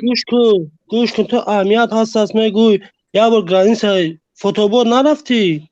این همه وقت رادیو آزادی را دیدی همون را چخ داری. این همه دول رادیو آزادی را دیدی همون را چخ داری اوزی. من دیدم اوزی. بعد چی گپم امنیت هست؟ اونجا یا سالدات حرامی که پاسدارانی که بیا پول کنه ایجادم جنوبی نوتا. روان مکتوب کنه. روان پراموی برو گپ زنه. گوش کن. آن پیشا بود که جورا نگاه کردی سای. خب آداب معاشرت. ای برادر. انا میدونی برای تو خیال میکنی که در همین وطن رو یا پرزیدنتشون کار میکنه بای خلقشون کار میکنه بای او سالدات حرام همه پول داده من دیدم مایل گپی تو جناب سالدات حرام اونجا پول کار برادر من اصلا جواب میگم گوش کن همین از موضوع بیرون رفتن الکه لطمه وارد کردن بر موضوع بر موضوع ماست دوره ملت. خب من با جناب هستم و همین در یک حرفه که گفتنی هستم. سال 2015 خب بعدا به مهاجر غریب گفتن سخن میدهیم بعد مخالف. خب میشد با نام و نسب خودتان برایت. سال 2015 در استرافشن خودمان 30 عدد خودکشی شده بود. این استرافشن کوچک را میگویم. دیگر شهر و نواحی های ولایت و دیگر شهر و نواحی جمهوری خیلی بسیار و هر یکی همین حادثه ها را ما یک رفته از نظر گذرانیده بودیم چون یک وظیفه ما هم بود. ما میخواستیم که سبب چیست که مردم دل آزرده شدند، افسرده شدند، به افسرده حال گرفتار شدند و همه یک نفر بیماری روحی بود، دیگر همه سالم بودند. ما خواستیم یک ماراتون تشکیل کنیم، ماراتونی که دل انسان ها را برای خودسند کردن و زندگی زیباست نام داشتم. این ماراتون اینقدر تیاری دیدیم. این ماراتون سراینده هم داشت. این ماراتون کارمندان حفظ حقوق هم اونجا بودند، کارمندان حکومت هم، دکتران هم بودند که وابسته همین موضوع هستند و البته نفر باید از دینداران هم خادمان دین هم باشد چون موضوع خودکشی بیشتر موضوع دین است. تنها به آن خاطره که داملا حمزه خان در اینجا اشتراک میکند انا همین ماراتون را باز داشتند، تنها به همین خاطر که و این خیلی دردناک بود. این قدر تیاری دیدم. زندگی زیباست، یک بار خاطر مردم را خرسند کنیم. ما اونجا مسخره باز هم دعوت کرده بودیم، ما اونجا ورقه های خرسنده آور گفتارها هم تشکیل کرده بودیم. باور نکنید یک بار رفته همان حجت های کمیته امنیتی شهر استرافشن را دیده برایند. سال 2015 بود. نماندن که ما همین ماراتون رو تشکیل کنیم. میگویند چرا مراجعت نمیکنید به جناب عالی که گوش شنوای خلق عادی رو ندارند. چگونه مراجعت کنیم؟ و همین رئیس امنیت میدانست که کاری کرده ایستاده ما خیلی کاری خوبه هست، مردم را به خرسندی دعوت کردن، روحیه او را برداشتن، اما کارمندان حکومت نماندند که ماراتون برگزار شود. در این ماراتون نه فقط ملا بود، اونجا کنسرت هم گذاشتنی بودیم، ما اونجا حتی مسخره باز هم از خوجند باستان دعوت کرده بودیم، روانشناس هم بود در این برنامه ما. افسوس و این گونه مثال ها خیلی بسیار هستند. چون به تنگ آمدیم فرار کردیم، چون به تنگ آمدیم. از بالای یک خودی من در کمیته امنیت سلفی هم نوشتند، حزب تحریر هم نوشتند، کلمه های نوشتند که من در عمرم نشنیدم، نمیفهمم هم. من تو هنوز نمیفهمم که اکستریمیستش چیست، اما اکستریمیست گفته پرونده شدند. خب با رسم تربوز نفره برآمدند و مخالف مهاجر غریب در نوبت بودند. خب بهتر میدونم. سلام علیکم و رحمت الله. ممکنه افا جان بخشش در پیشگاه کام دادنه. سلام علیکم با کل مردم تاجیک. مناسب شو. سلام علیکم برادر، خسته نباشید. خب در مورد موضوع ادبیات چی گفتنی آمد؟ من گفتنیم که طول مقصد 1400 سالی که ما مقصد اسلام به دست آوردیم، مسلمان هم الحمدلله. خب برای ادبیات فرهنگ توجیک، چون پیغمبر خدا صلی الله علیه و سلم گفتند که مردم فارس اگر علم در سیاره باشد او را اگر با به دست علم میارند و میآموزند. درست است؟ بله درست. خب درست است. پس چرا طول 1300 سال بگیم 1400 سال ما اینقدر بزرگ و عالم داشتیم، اینقدر اسلام حتی تا امروز ای ما از مردم فارس دیگر مقصد اسلام ها می آموزند. همین خیلی است. همچون بگیم امام اعظم رحمت الله علیه و ابا کی سلمان فارسی نامش امام سلمان فارسی مسلم. با امام البخاری بگیم، امام البخاری که تمام دنیا حدیث های او را می آموزد و اولین کتابی در جامعه اسلامی اولین کتاب صحیح البخاری است.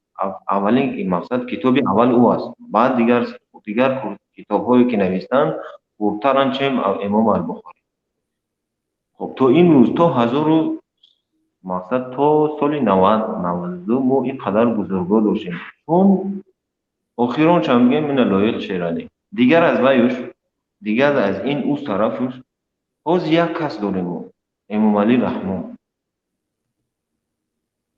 امام علی رحمان او نجات بخش سیاره و فلان و بیسمد و این عنوان تمام عنوان را همون دارد. دیگه مردم بی سواد بودن همه و یا که تروریست بودن یا که اکستریمیست یا که دیگر. سلام علیکم رحمت الله و برکاته. و علیکم سلام. برادر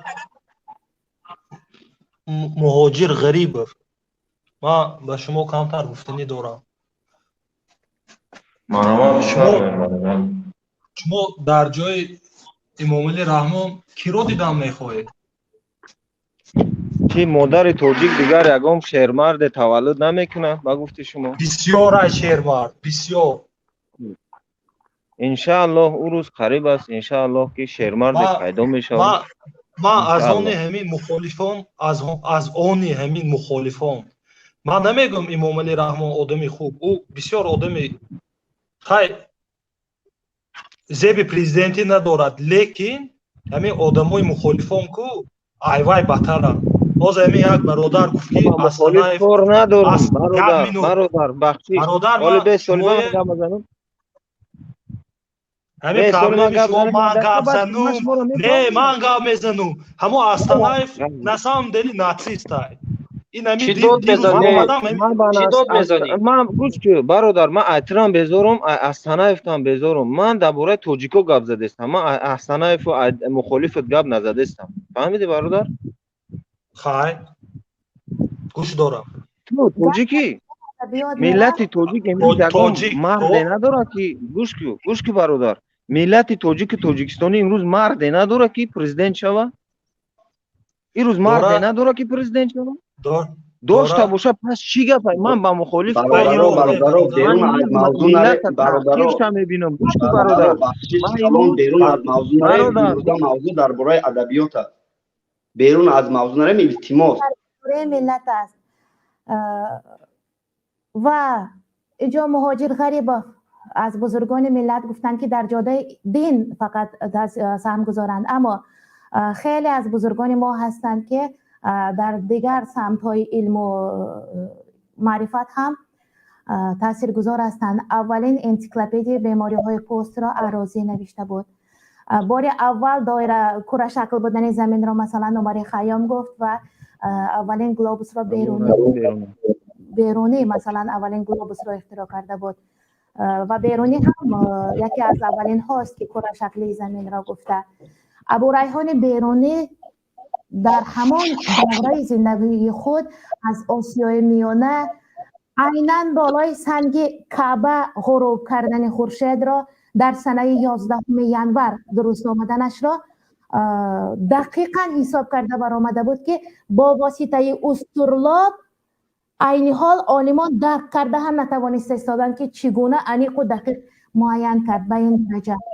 و او بغیر از ماتماتیک بودن، فیلسوف بودن، چقدر دیگر علم بزرگ کیهان شناسی هم داشت و در ادبیات هم به همتا بود در زمانش. ما به عالم نیستیم، ما به دانشمند نیستیم، ما به جای راهبر هم راهبر شونده بهترین های هم داریم. چون شما گفتید که مخالفین بدتر از اویند. یک فلسفه را از خاطر نبرارید. ضرب المثل هست، یک مقال تاجیکی هست، دشمن گدا گداست میگویند. مخالفین هر کشور موافق بر خود همان کشور مخالف هستند. مثلا یک سراینده اگر مخالف دارد البته سراینده است، هرگز بر مقابل یک سراینده از او بالاتر برایم گفته ملا نمیبراید. همین طور نیست؟ مثلا لهستان همین روزهای تاجیکستان از سر گذرانیده است و مخالفین این کشور هم از بیرون ایستاده خیلی تاثیر کردن و یک تحولات بر وجود آمده. لهستان امروز پیش رفته، پولشا مثلا، و مخالفین این کشور وابسته بر خودش یعنی موافق همین کشور بودند.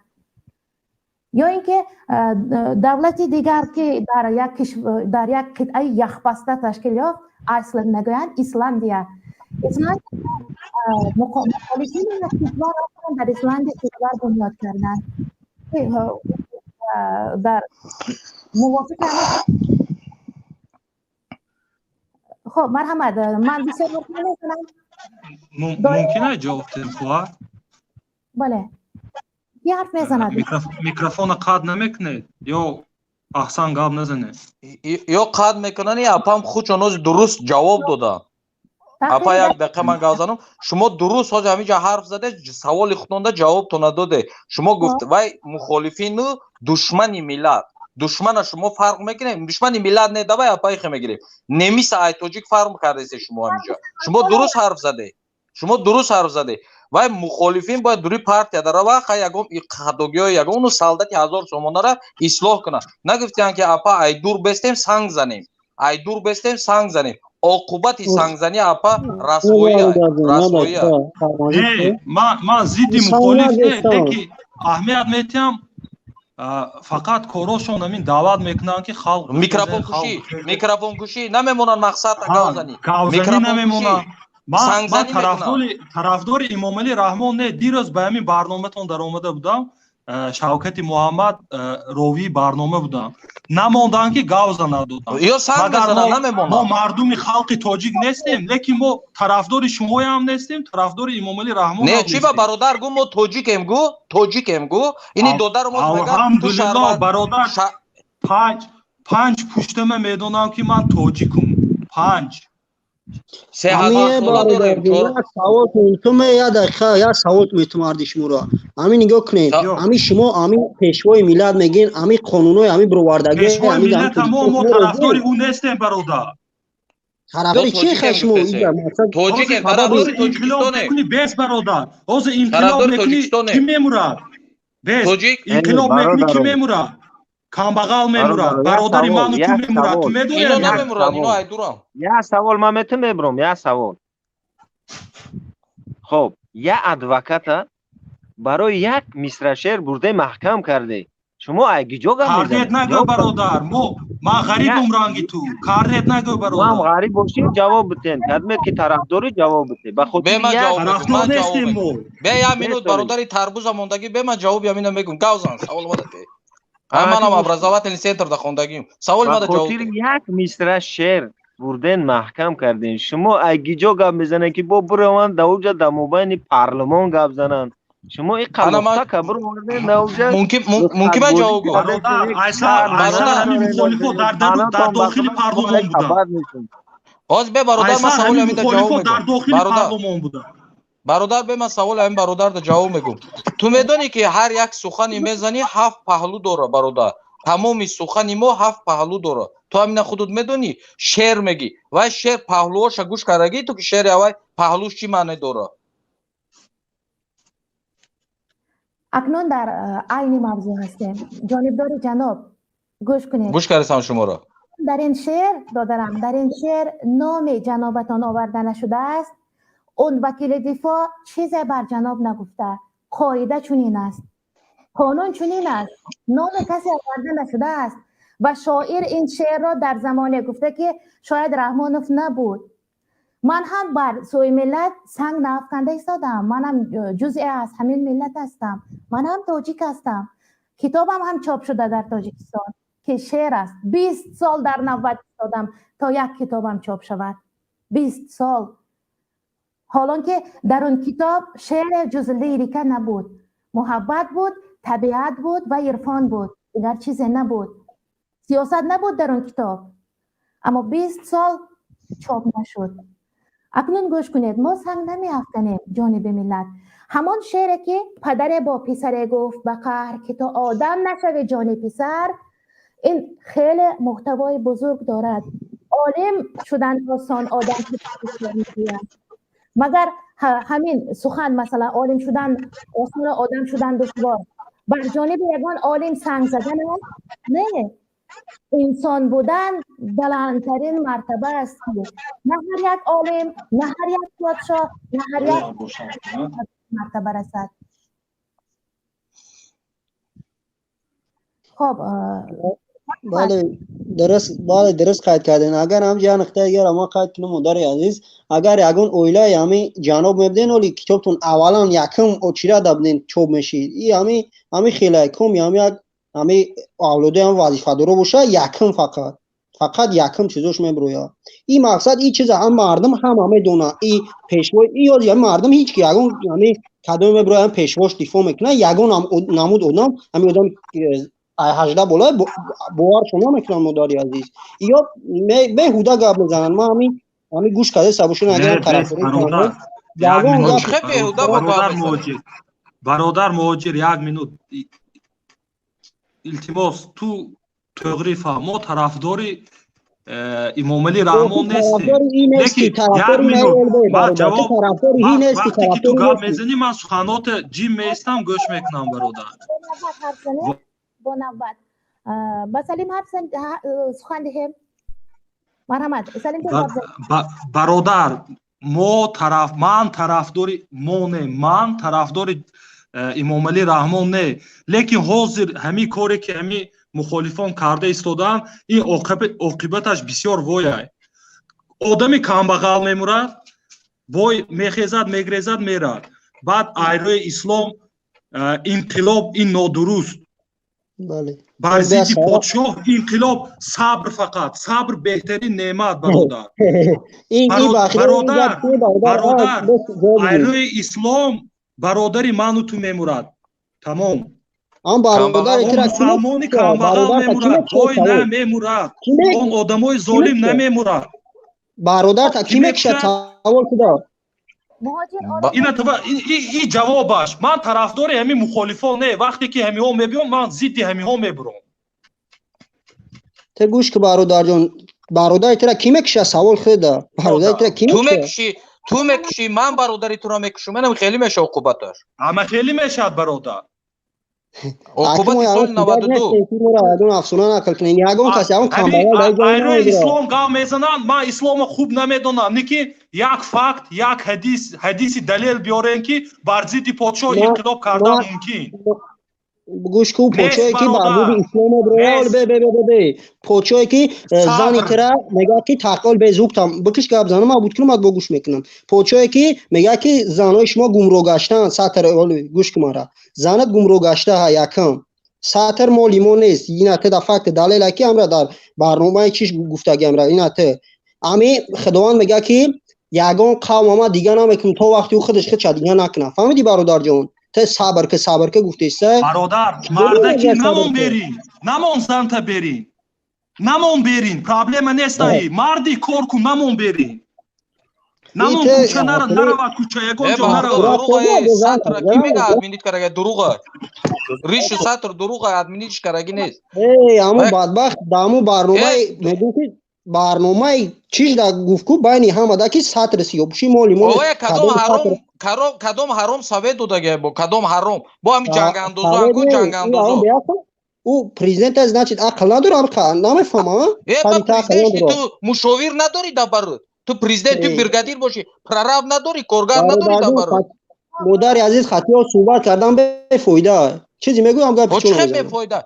جنگ میخوای تو میخوای که داتوشتون با جنگ خیلی فرصت باز در نوبت شدن از واتساپ به اون خاطر خاموش میکنه که نفر هم حقوق دارن در برنامه اشتراک کنن از واتساپ زنگ زدن باز هم هر دو را بلند یک را گیران میکنیم. مرحمت از واتساپ نفره. بله. الو سلام علیکم. و علیکم سلام. گوش میکنم. اپای عزیز احترامانا خواهش میکنم اول میکروفون همون برادر رو بکش که من خلل نرسونن صحبت در وقت صحبتی ما. خب خاموش کردم.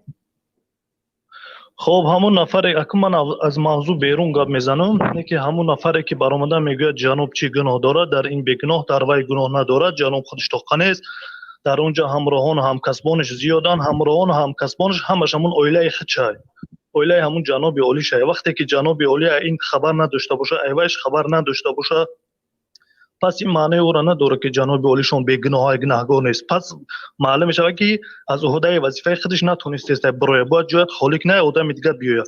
وقتی خبر نداری پس معلوم میشه که از عهده وظیفه اجرای وظیفه با پرگی اجرا کردن نتونسته باید استعفا برای دفع گم نیست نابود شه.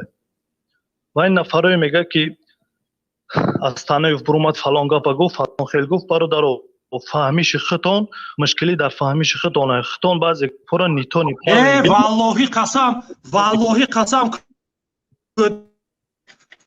والله قسم نیست از تنه گوش که حالی مرا گوش که بگم میزنی از طرف یکون دیپلمات نیست از طرف یک مهاجر بین مهاجرها برآمد یک مهاجر شد یک مبارز شد از طرف مثل موتی یک انسانی عادی است که برآمد مبارز شد علیه رحمان فی العین صحبت میکنه گپ میزنه او حرکت سیاسی گروه 24 موقعی وای نیست که شما برآمدن ایراد میگیرین که از طرف خیل گفت و خیل گفت مشکلی در فهمیش خود شماست که بعضی گپا را نیتونی پراویل نمیفهمی. وای ازبک وان جناب گفته که وای ازبک وای میگم خب نوابسته از آن که کدام ملت است انسان باشد کدام ملت از هست وای موقع اخچا بیان کردگی و یکون دیپلمات نیست و یک آدمی عادی برآمده فکر اخده و اندیشه اخچا گفتگی است همیشه که گیربون وای بخوای بگی خیلی گفتی تو خیلی گفتی و یک مهاجر عادی برآمد مبارز شد و یکون دیپلمات نیست و یکون سیاستمدار با قوت نیست که برآمده و خیلی گفته شما در خفا میشید خیلی گفت خیلی گفت. البته برادر درست قید کرد یا که اگر تو نه طرفدار این طرفدار او کو همینجا چهره تبک شو خای همین گپو تبگو این ای قای میگو طرفدار جناب مقصد بارزی جان همینجا اینا چهره تام خیبه برو گابزا پاگا خونتون امنیت میره اینا به یگون خی گپو این گپو تبزا روز خونتون امنیت میره اینا هم خیلی سموداری عزیز ما شویدی ها هستیم ولی برادر درست قید کرد خوش میگم مرا گوشین خوش میگم مرا گوشین همین نفرایی میگه که شما ایدور گپ میزنی به درون وطن گپ میزنی چی به درون وطن گپ میزنی ایدور چی رفته گپ میزنی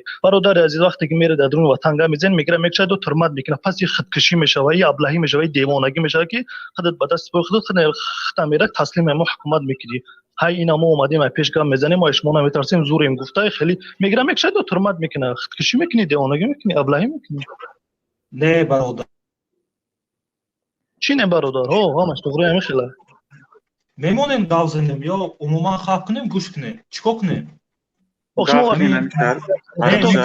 میکروفون خاموش کرده استم میکروفون خاموش کرده استم ما نمیگوییم که امام علی آدمی خوبه لیکن همین کاری که انقلاب میگن که شما حاضر این نادرسته برادر انقلاب معنی نداره روی اسلام نادرست برادر سلیم برادرای مهاجر التماس درباره موضوع گپ زنین ببینیم برادر آخر سخن میکنه ما همه برام که برای برادر ما جنگ نمیخواهیم ما جنگ انقلاب نمیخواهیم اگر ما جنگ برادر جانو ببینین که شما درباره جنگ میگین درباره انقلاب میگین درباره اسلام میگین وقتی که درباره اسلام میگه گپ حرف میروه شما یکم سوال بتین که همون ملاحظ در منبرها چی میگن درباره دین گپ میزنن یا درباره امام علی رحمان درباره کی گپ میزنن برای وای ملاها همشه نخود سلیم جان التماستان میکنم چی نکنین مرا ببینیم برادران که ما از مادرای عزیز مادرها و خواهرای عزیز خواهش دارم که در تاجیکستان جوانمرد کم شدگی است که همه در مهاجرت هستند یا که فرار از وطن هستند التماس میکنم دروین در همه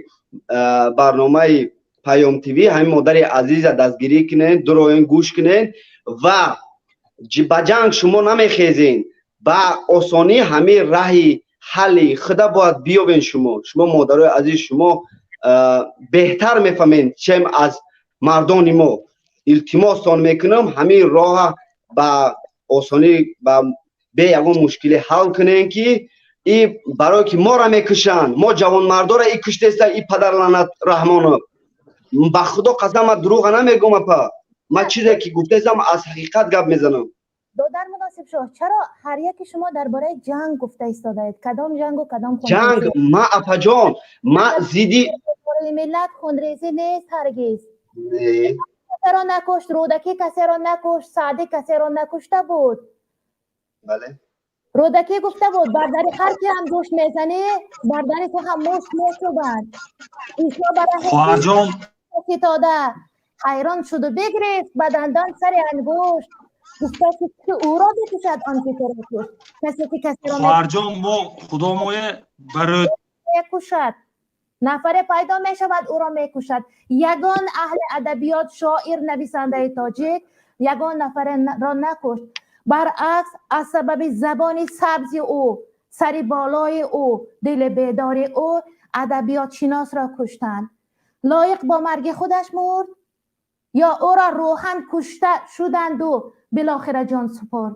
با مرگ خودش مرد؟ نه هرگز. و نویسنده های زیاده را هم در عین همان گرد و همایی و جنگ و جدال های بهمن ماه تاجیکستان چقدر عالمان بزرگ وفات کردند. آسیمی را هم کشتند که او هم عالم بزرگ بود. ما از خونریزی نمیگوییم، ما از تأثیر در بیداری ملت. من جانب ملت خود هرگز سنگ نمی افکنم. من سری تنها آمدم اونجا فرزند و نبیره دارم. من فرزند و نبیره دارم، معلومات عالیدار هستند، کار میکنند برای ملت خود و گمان نکنند من فنات هستم. در روسیه همچون مهاجر مهنتی برای کار در اداره حفظ حقوق مهاجران آمدم. در روسیه اونجا من به خاطر یگان مخالفت یا یگان چیز نآمدم، کار گفته آمدم. اما فریب کردن. افسر امنیت بود همونجا که کار میکرد در همان اداره و خون مهاجر میمکیدند. بله مادر عزیز یک نقطه مهم رو قید کنم که در اینجا یگان کس جنگ ها نیست است. وقتی که از طرفی با میگه که مخالفین جنگ دازن و یگان چیز، من زیدی دولت پریزیدنتی هستم. آیا محیدین کبیر میاد یا گروه 24 میاد کدام است که به سر قدرت بیاید؟ امروز من مخالف اینها میشوم. تا زمان آخران من مبارزه میبرم که ما در پریزیدنت دیگر در کار نیست.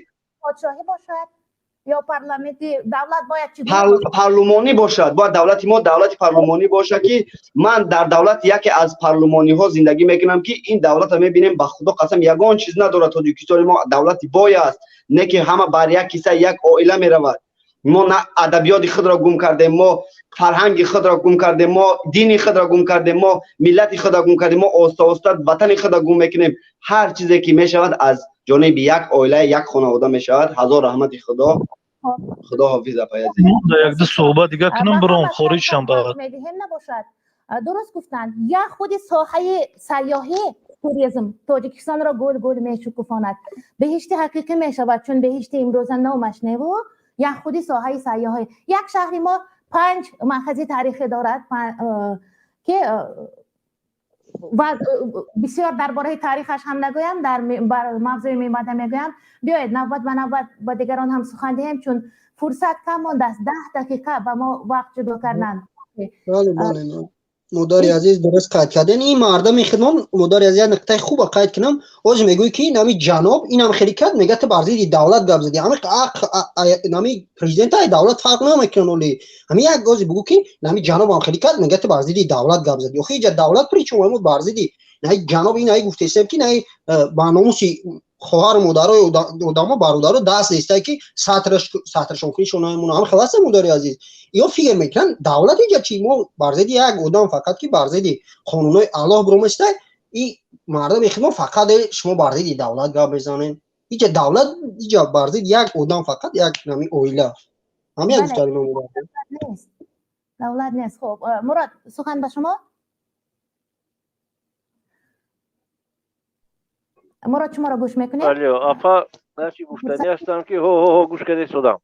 الو بله ما میخواستم که همین برنامه شما برای همین حکومتی ها برنامه شما بگذار انا در سطح همین در وطنمون همین برنامه شما برگزار گردد. یک انا اوقا اگر میخواهید که پیش رود همین ادبیات ما برنامه شما به حد با تمام صنعتش همین چیزی ما را فرهنگ ما را پیش میبرد.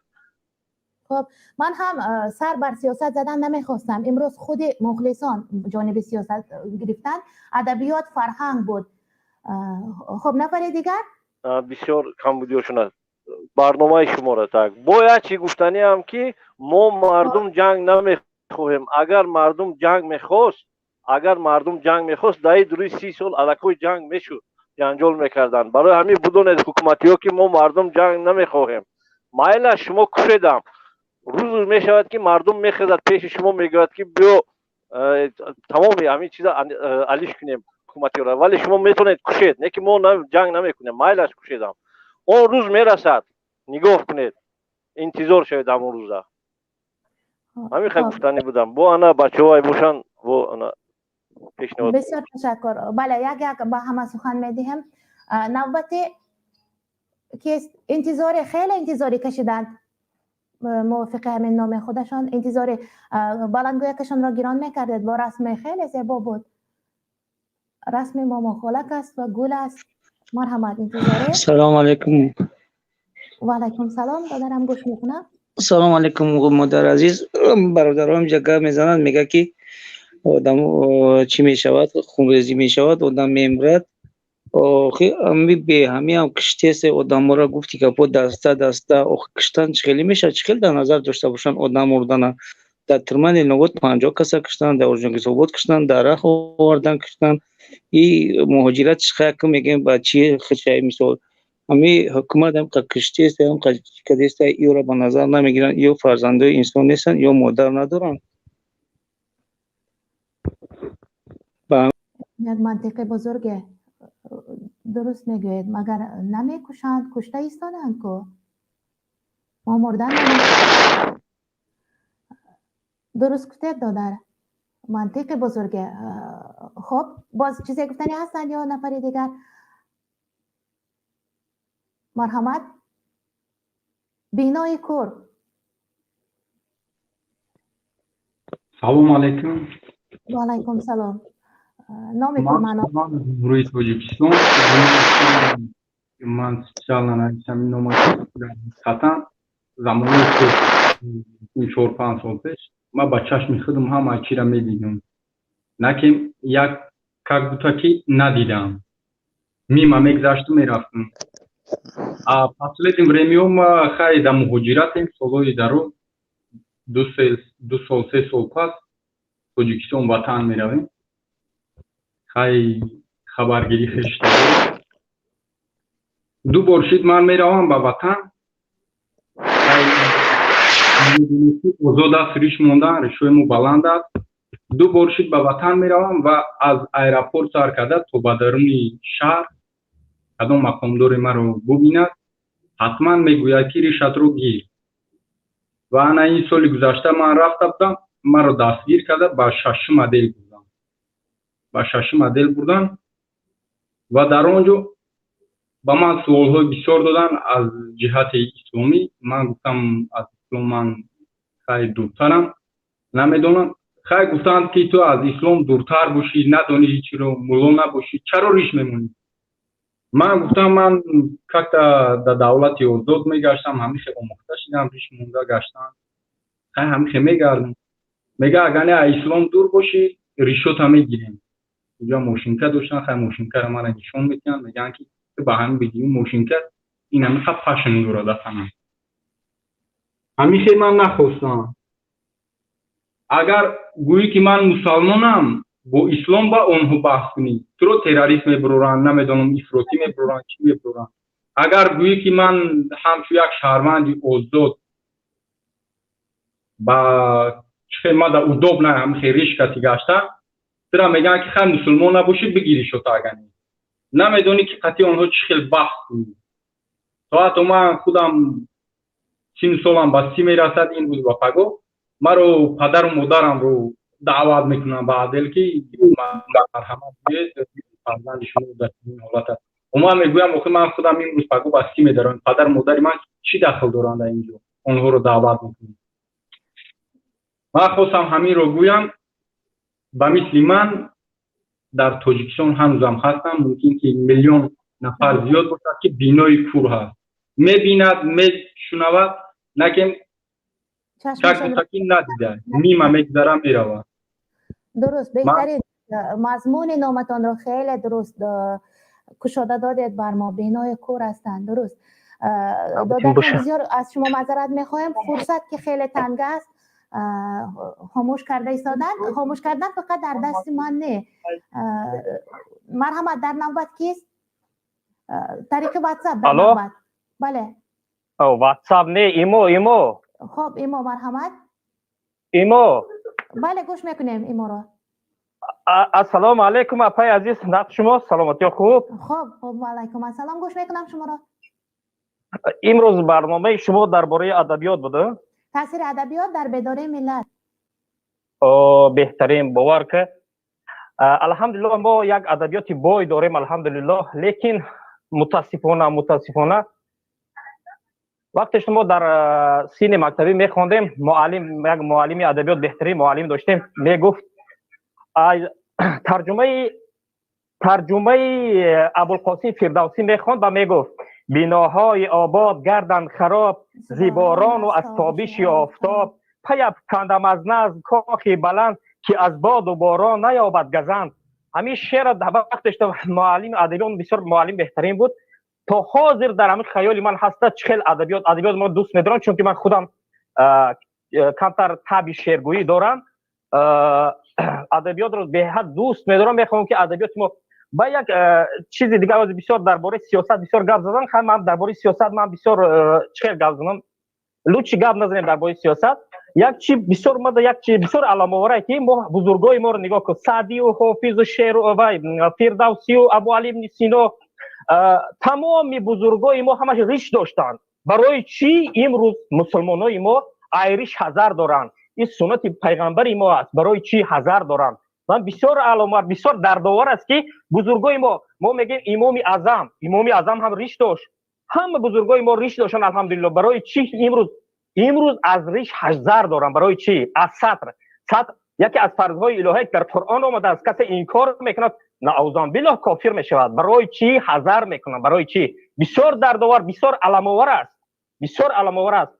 کسی که ذره ایمان و اسلام داشته باشه بسیار درد میکند که برای چی از ریش هزار میکنن. بزرگای ما الحمدلله ادبیات میگیم ادبیات تمام کلاسیکای ما همه ریش داشتن و اینها در سن 7 سالگی همش حافظ کل قرآن بودند.